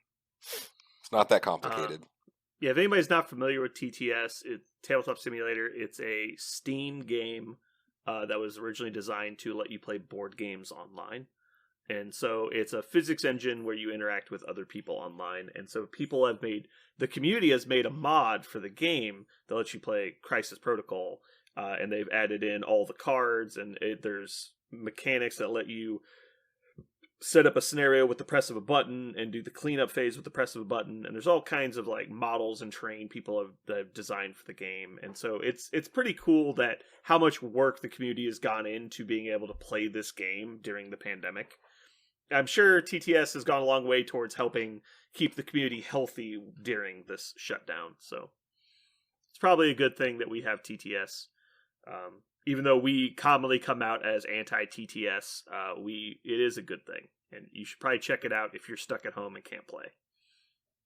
It would be really strange because a lot of the information that goes on other podcasts and people talk about and things that are possibly broken and all of that.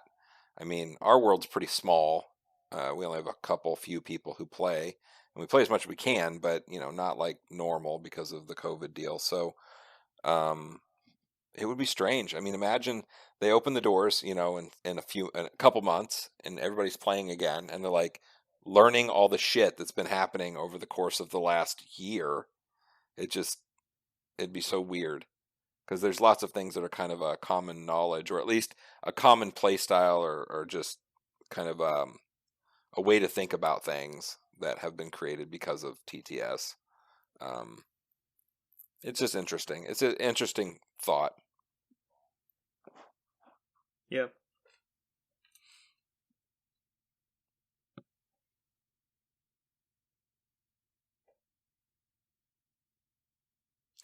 All right, well, that's been it for us today. Thank you for listening. Hopefully you had a good time. Sorry, it was just kind of yelling numbers at you, but it's what we wanted to cover today. And this is probably the last we'll talk about the league, unless some new information comes up. So this has been Brandon. This is Jeremy. And you've listened to The Gang Talks About Matchups.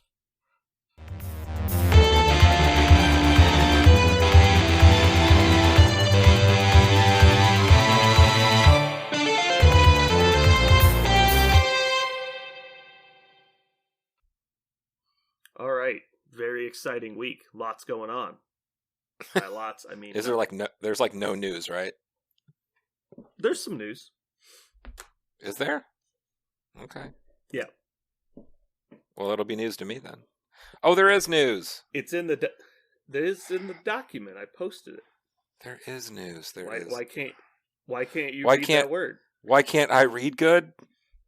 Okay. Why come no tattoo? Viper. Okay. Okay. News. Sure. We have an anonymous jackalope in the document. Is that what I am? Yeah, it assigns you a random animal. Okay. I think the chameleon. Yeah, the chameleon is Parker because he never closed the tab.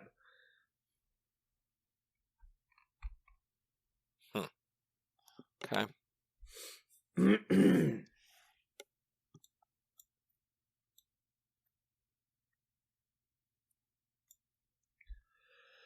Whew. Are you coming up for games tomorrow?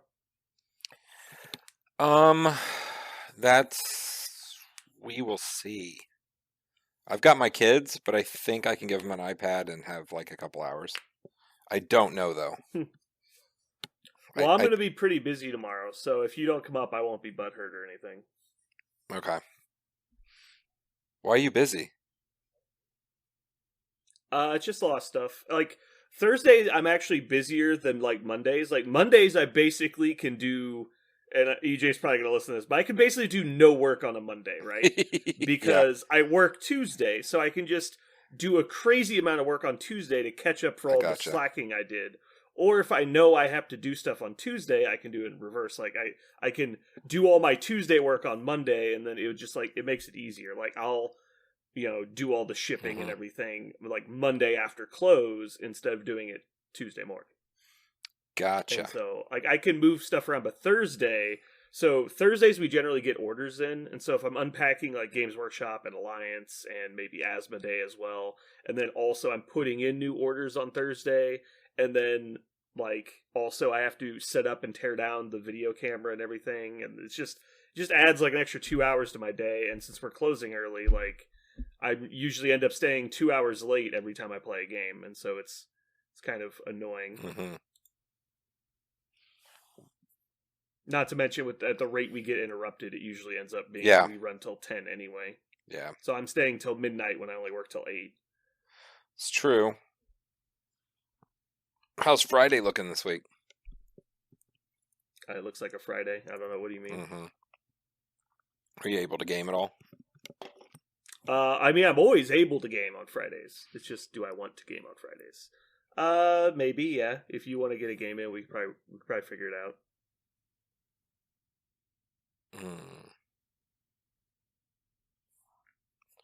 Potentially. Yeah. Probably. Although we should just do it Saturday if that's the case. How is Saturday better? Saturday?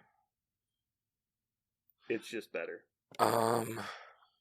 Yeah, I mean, I'm free until I got to go pick up my kids. Yeah, I got to go get my kids around 2 or 3. But I know you stay up like all fucking night, so. Yeah, I've been staying up to like Probably like 3:30 or 4 lately. It's better than it was last few weeks. Last few weeks it was staying up to like 5 or 6. Which Yeah. I should not be doing. It really screws you up eventually. Like you'll be like wanting to do something at a regular hour, and you'll be like, "Oh shit!" Mostly I've been trying to do like real people like chore stuff lately, and so like my afternoon morning time has just been like going to the DMV. Like I'm going over here. Like it's like just like a 2-hour task in the middle of the day that like ruins your day off. You're like, "I do need to check out a new washer and dryer." Fuck! It's the worst.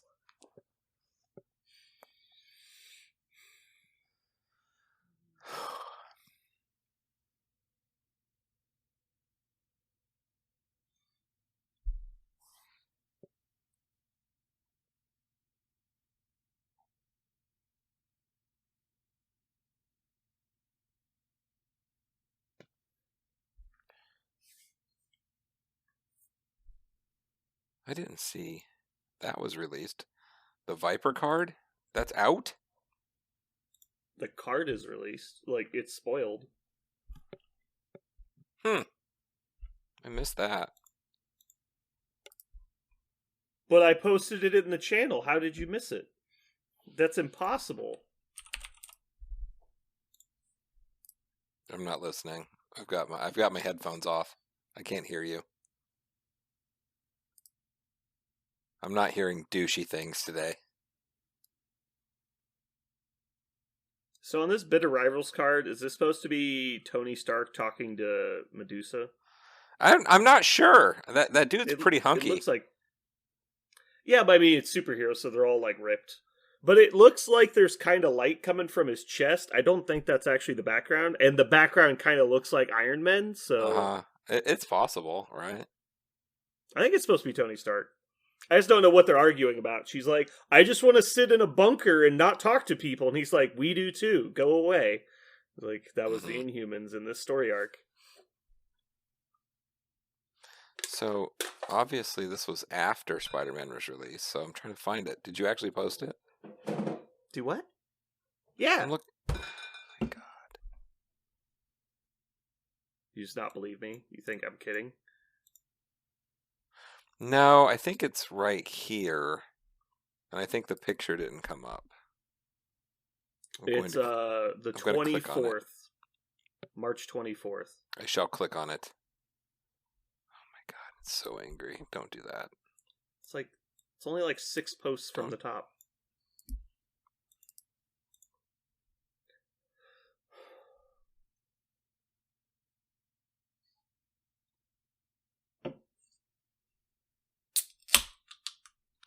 I see Sin. Is this in general? Yeah. I post all the spoilers in general. Why would I hide them from people? I don't have it, okay? I've got yours is 324 and it's got Sin, and I don't see Viper. There's no Viper. You dumb fuck. Let's check.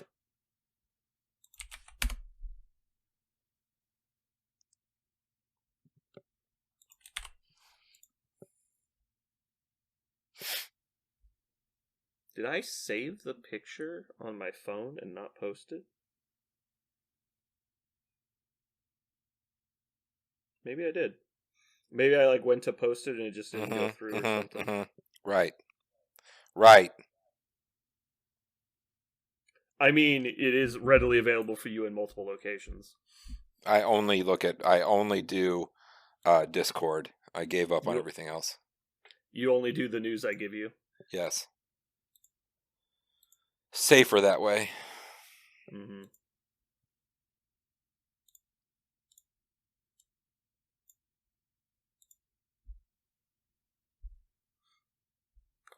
Tell you what, the Viper's going to change the way the game is played. She's extremely impacting. I doubt that. I'm actually just going to throw all of my models away and just buy 5 Viper models. That's how good she is. Does she make clones of herself? Is that the deal? Nope. Oh, she's just that good. Yep.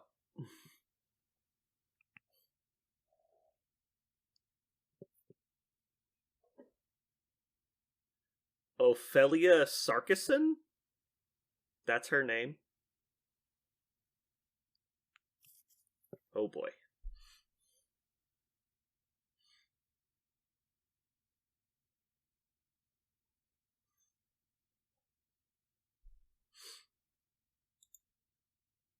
Man, I wish Parker was here. I can make fun of him about his Hydra faction. Perfect. Man, I look really quiet on here. Hopefully my mic's actually picking me up okay and it just doesn't look like it. Whew.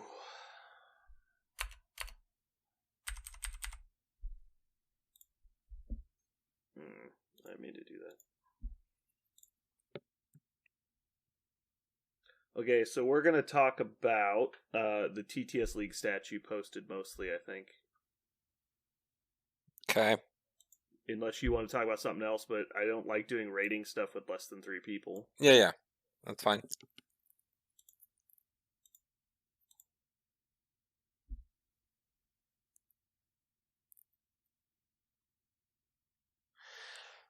Oh god, I keep forgetting the name of that fucking dude. So one of the guys who won, did it have that on there? The name of the dudes that won?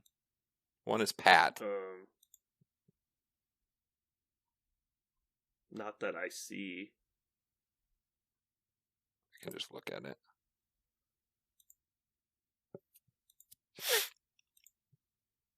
Man, I don't know why this Google... It's got a list of players. Patrick Dunford. Patrick won, and he played... I'm looking at it now. God damn. I can't believe how Google Drive just eats up my computer. It slows everything down. Well, you're accessing a lot of data that's being constantly shared. Updated. Okay. It's mostly that's being constantly updated.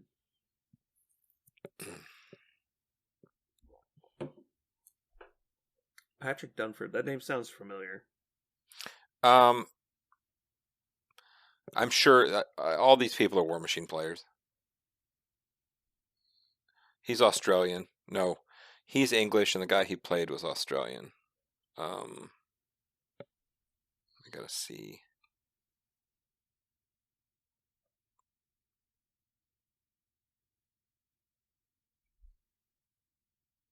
Some people are Travis. using their like game tags.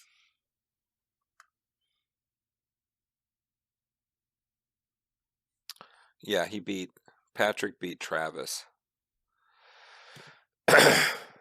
And Pat won 2 leagues now. Won the 2nd league and the 4th league.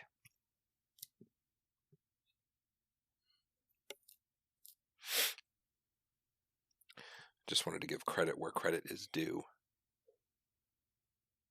Well, yeah, anyone who listens to the after cut will hear random guy's name.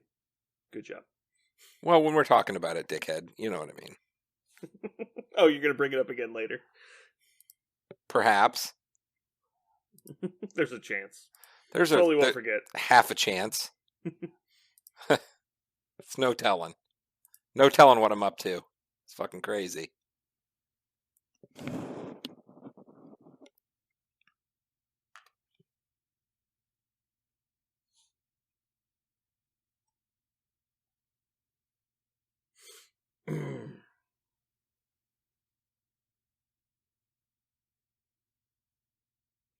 I don't even have that open now. That's a problem. You closed it? Well, I just opened Why'd it you again. close it? I'll just open it again. Because everything was can't hear you. chunking. Did you Everything mute was- yourself? No, everything was chunky. I got you. Because you opened the document. Mm-hmm. You can save a copy offline. Oh, really? Mm-hmm. I don't know computer. Oh, we're quite aware you don't know computers. I don't know computer. computer bad.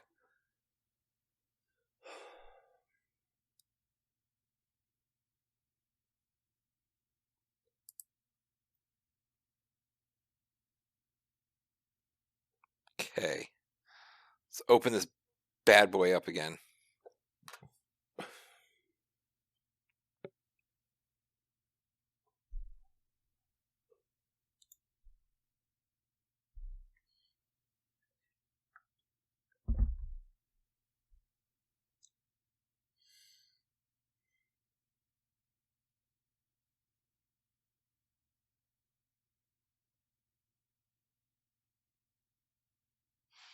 How do you save it?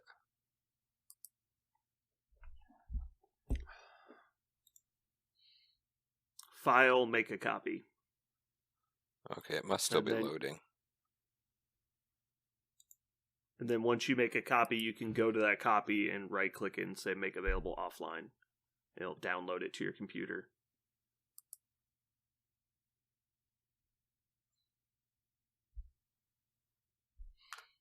Alternatively, you could screenshot it and save a picture of the document and just look at the picture.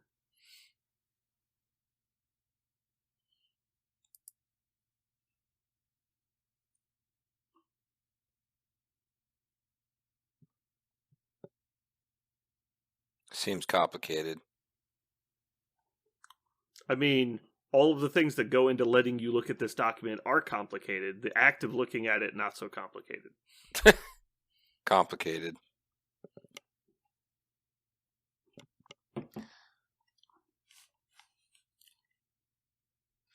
"14 easy steps."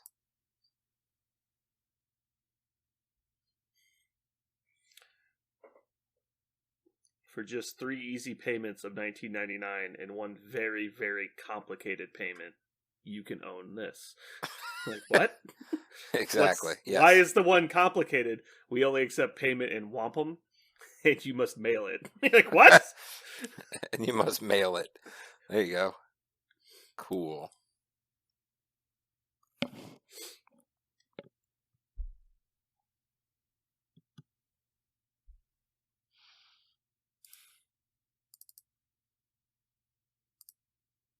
God damn it. Thought I figured it out. Did not.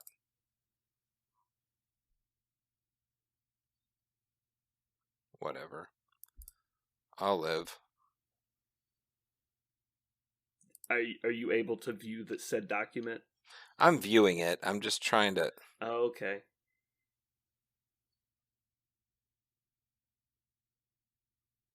I just want... How about if I did this? Wait. Oop. Let's do this. Let's turn it into a PDF and I'll just save the son of a bitch on me.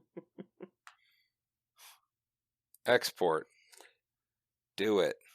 So you're gonna save it as a PDF so you can totally change which faction you're looking at? Oh no. I guess that's a problem, huh? Why come have no tattoo? It's hard being me. Listen. It's hard. Sir, are you the particular individual that's the unfit mother?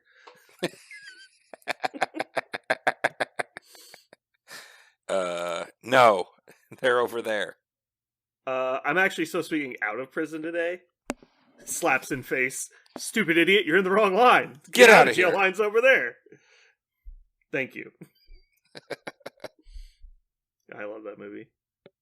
Did you get your stupid thing yet? It's hard. I'm just looking at it. I don't know what Just- to do.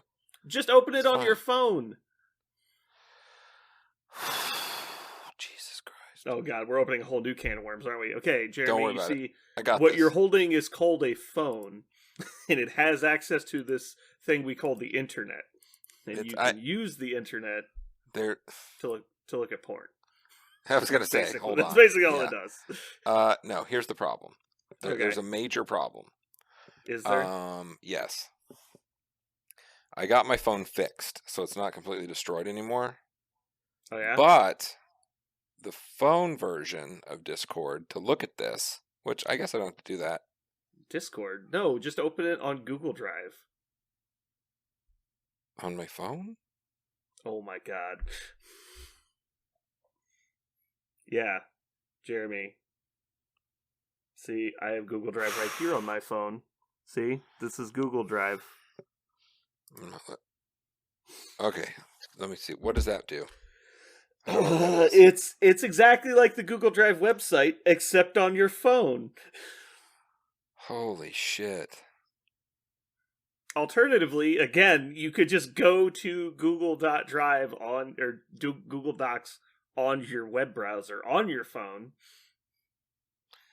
I don't know that this is something we need to Oh my god. hold All on. of this just so Jeremy can look at an Excel sheet. I'm trying to Oh, I found Google Drive. Hold on. Everyone stop moving. I have to download it. I fucking found it. I have to Uber Eats Google Drive on my phone. Hold on. Jesus Christ. Here it is in all of its glory. It's beautiful. Oh my god. So this must be exactly how my mom felt when she first did a Zoom call. Okay.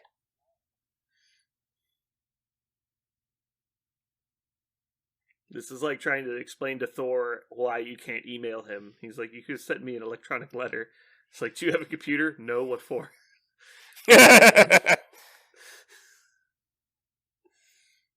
So what I don't understand... Choose faction below. Okay. How do you change the faction? I don't see that.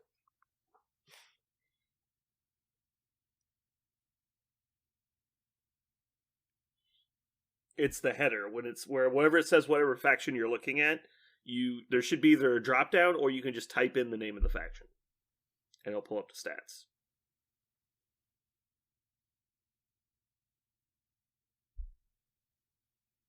Okay, if you say so. Not working. I don't know.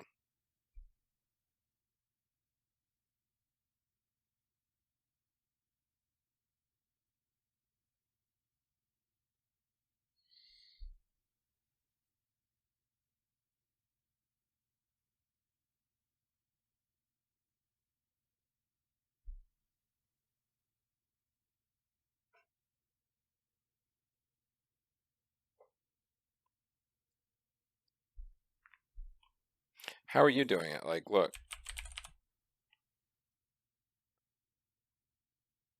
Wait, what are you asking me? I'm looking at it on my computer. Because I've got 6 tabs open. Okay. Can you see mine? I can't really read it. Okay, there Okay. we go. What's the problem? That looks right. Okay, so what am I supposed to click on? Hold. It's not in frame. I can't see what you're showing. There you go. Yeah, you have to hold it in front of the camera, not just towards my direction for me to see it. Is that helpful? Is that Yeah, doing no, that's anything? actually good. So Okay. when it says choose faction, where it says Brotherhood, Mm-hmm. you should be able to tap on that cell and just type in the other names of the factions, and it should pull up those factions. Okay, well, when I touch that, it doesn't do that. It doesn't let you type? Nope.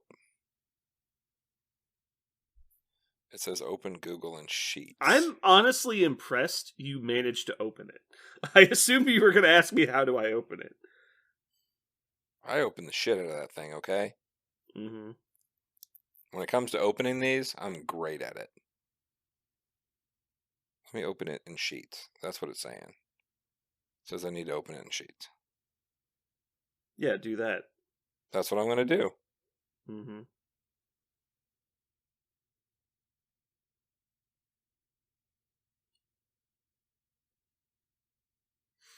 Ooh, is this doing a thing? Hold on. Is this helpful? Hold on. Oh, okay. Oh my god. Why? I have already downloaded the app, opened the document, and figured out how to do it since you said you need the Sheets app. Okay. Do you need it? No, I got it.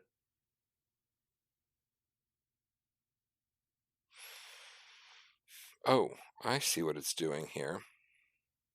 Giving you a drop-down box. Oh, shit. Okay. See? Now I have a drop. I needed sheets, motherfucker. Yeah, see? It's working. Oh, my God.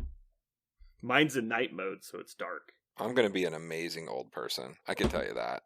I mean, I'm already kind of... You are an old person. You ain't that fucking far behind me. Don't even start. I don't know. I'm going to stay young forever. As long as I can still stay up till 6 in the morning and go to work at 8, I'm fine. Oh, Jesus. Yeah, they're about to lose that, by the way, so keep that up. Just do it as long as you can, man.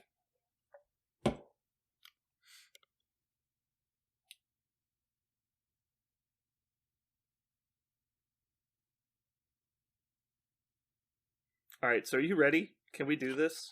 Fucking waiting on you. I have literal proof that's not true. Jesus. So you're good? Yeah, I'm fine. Let's do it.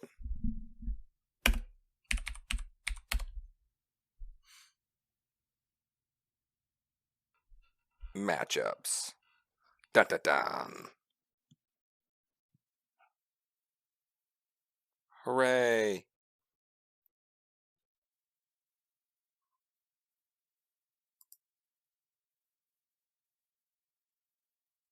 John will be happy it's not 2 hours.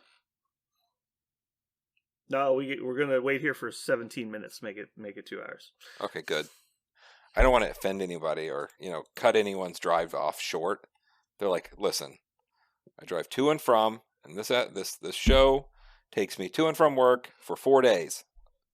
I will not do anything else. Refuse.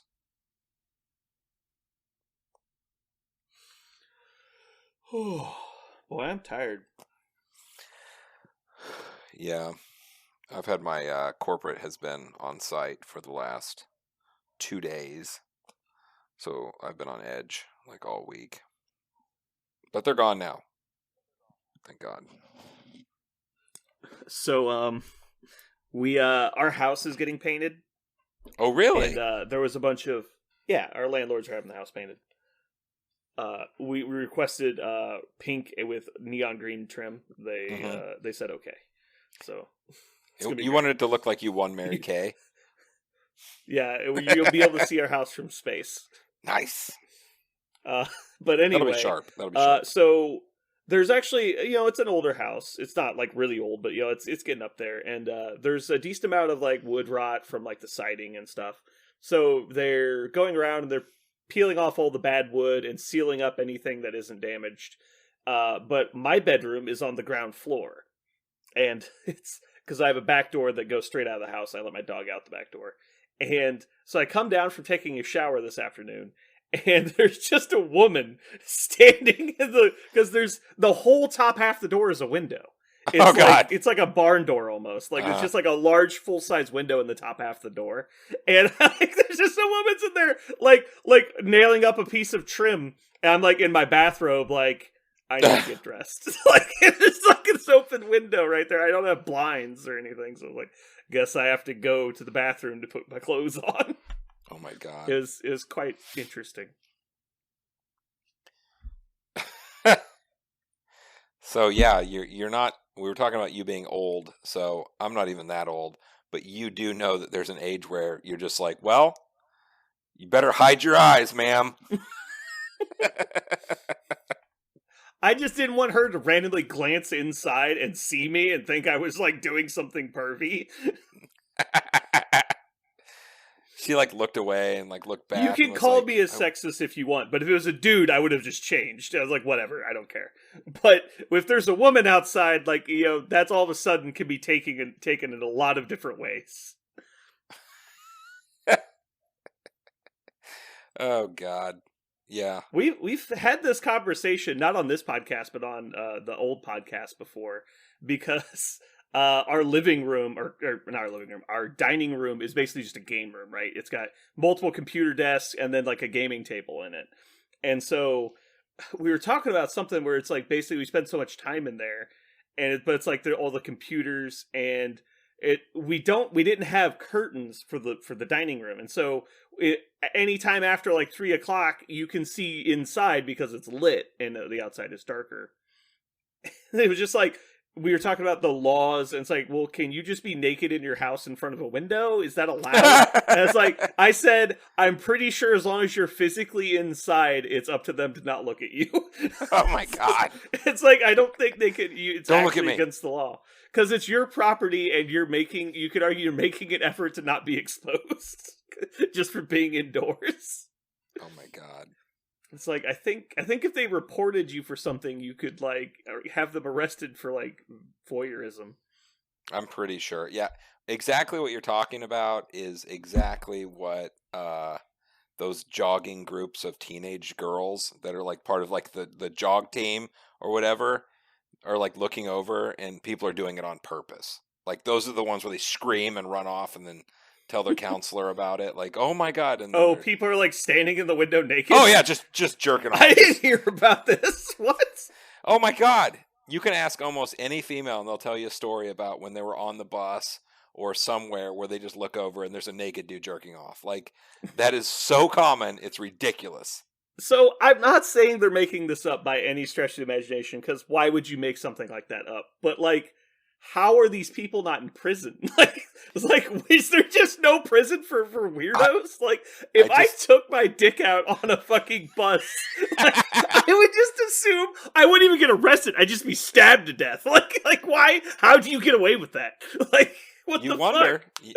You wonder, but I'm telling you. It's like, you just almost think every that female has someone that would story. just like beat your head in with a brick. Like, well, you don't deserve to Nope. breathe. Like, apparently Nope, you they- can just they do do whatever you want, as long as, it doesn't involve people under the age of 16. Oh my god. Yeah, apparently. I don't know. Yeah, if you happen to be among a group of women and they're all there and you just bring that up, yeah, I heard a guy was jerking off while you're on the bus and whatnot, and they'll be like, "Yep, let me tell you the story about when it happened to me." Like they Oh my all God. have that story. Oh yeah, being sexually assaulted by men. It's horrible. Oh boy. Yeah, Real talk, guys. Real talk. real talk. We're trying to get Don't to the take your root. dick out on a bus. We're trying to get to the root of the matter. We're gonna solve all of Yeah. this. Oh my god. Oh, I watched that show, Sex Education, on Netflix, Is it good? and I think it's all right. Yeah, it's not like Always Sunny in Philadelphia, but it's pretty good. But anyway, yeah, one of the storylines in season 2 is, a girl basically gets I don't think molested is the right word, sexually assaulted on a bus, and at the time she just plays it off like it's not a big deal, and then eventually like she realizes how much it affected her and stuff. Mhm. But anyway, it's just like, how the fuck, like, I'm like nervous people could see me through curtains sometimes. Like I don't just walk around my house naked all the time. Like I don't get it. I've never, like, I can't even imagine doing that in a public setting and just be like, yeah, this is okay. Like, how do you not immediately go like, no, you're fucked up? Like, you go, what's wrong with me? Like, how do I think this is okay? I know. Dudes are horrible a lot of times. I don't know. Oh boy. Well, actually, now I say this, I have seen multiple people expose themselves in a public setting, now that I think about it. Well, I mean, you, yeah. You know one of them. Do I? Tate. What was that? I don't remember. What? You don't remember Jason Tate? I do know who that is. Was Oh, it when yeah, like, I've he was seen- trying to figure out if he got herpes from a stripper or something? That was separate situation. No, we were Same just guy. hanging out at 31st Century, and he took his pants off. Like, it wasn't a big deal. Oh. No, I was not a part of that. I wasn't there. No, you weren't there. But I was just, that's just weird stuff that happens when you're drunk at 4 a.m. at a game store. Never once had my pants off at a game store at 4 a.m. You're probably doing well in life. Maybe not well, just better than that guy. Yeah, better than some people. Mm-hmm. For sure. Oh God. So Gen Con is officially go, right? They got a date on In that. September. It's gonna happen. Yeah, that's what they're saying. Are you going to Gen Con? I don't know. We'll see. I mean, Are you just so con hungry that you're going to go to Gen Con? I used to actually enjoy it. I mean, if they're gonna have a presence, Marvel Crisis presence, I mean, I might. I haven't done anything fucking forever. My problem with Gen Con is it was never worth the money because it's not really about playing games. It was more about just the experience of going to the con. Mm-hmm. It was like a concert where you're not a fan of any of the bands. Yeah, I don't know. It was just weird. It's like you're only going because it's Gen Con, not because you want to specifically do something. Like the people that go are like people that want to play in role playing games. They're like con specific modules and stuff, or they want to go to like preview new stuff or to buy stuff before it's released. And it's just like that's none of that stuff is what I want to do. Like I don't want to role play with people I don't know. Yeah. I don't want to demo games that aren't out. I don't want to buy stuff early. Like getting stuff early is sometimes cool, but it's far more important to me to support my local community. Mm-hmm. And if I'm the guy that comes back with Gen Con specific stuff and I ask people to let me play with it before it's out, it's like, what's the point? It's like no one's going to actually want to play against stuff that's not out yet. Because it's not fun to get like broadsided by stuff. No, and that shit sucks. Yeah, and so it's just like, what's the point? And all you're doing is taking sales away from like your local store, so that you can annoy people you play with, or just sit on it until the fucking thing comes out anyway. And it's just like I have so much shit to do right now. It's not like I haven't even opened my Inhuman stuff yet. Like if I cared that much, I would have at least assembled and painted the shit I already have. Mm-hmm. So yeah, I just want. I'm just thinking about the convention, playing some games and stuff. Like, I think it would be cool if that works into my schedule, and if I had other people to go with, just kind of that deal. Also, Gen Con was just so expensive. It is. It's very. I could go to 4 or 5 conventions for the price of Gen Con. If this summer things start opening up, and maybe we start traveling, go to St. Louis or something. I mean, maybe that'll scratch the itch, and I don't got to worry about it. Because I really don't plan on spending $12,000 to go to a fucking convention. Oh my God. It does cost so much money. Yeah, people are talking about like, yeah, I got a hotel like 11 miles from the convention center, and it's only $250 a night. I'm like, what the fuck is wrong with you? Like you don't understand how things work. Yeah, I mean, even staying with a bunch of people, like doing those, like. 14 it's still so rooms. Expensive. Yeah, like just going out to eat every night and doing all the things. And I mean, it still was like a $500 trip, even spreading it out amongst like 6 people. Yeah, it's like trying as hard as you can to save money, and it's still like $500,000. It's like a lot. I could go to Gen Con for like $300, and that's like with gas. Yeah, so we'll see. But I'm glad to see that they put a date. I mean, it gives me a little hope. Yeah, I feel like we're about 2 months away from tournaments being a regular thing. Mm-hmm. And as soon as tournaments in our local area become a regular thing, I think people will start traveling to all the different stores. Like, I think we'll start seeing people from Missouri and Arkansas and start coming to our events. Yeah, that'd be great. I would love to see like a 16-person tournament, a 24-person tournament. Like, that would be amazing. Just to get that many people playing the same kind of deal and see how it feels, see what it's like to play 4 games in a day. What that many tournament games feels like. We'll just have to do 20-minute death clocks. Oh my God. You just gotta play faster, Jeremy. It's like a bear. You only need to play faster than your opponent. That's all you need to do.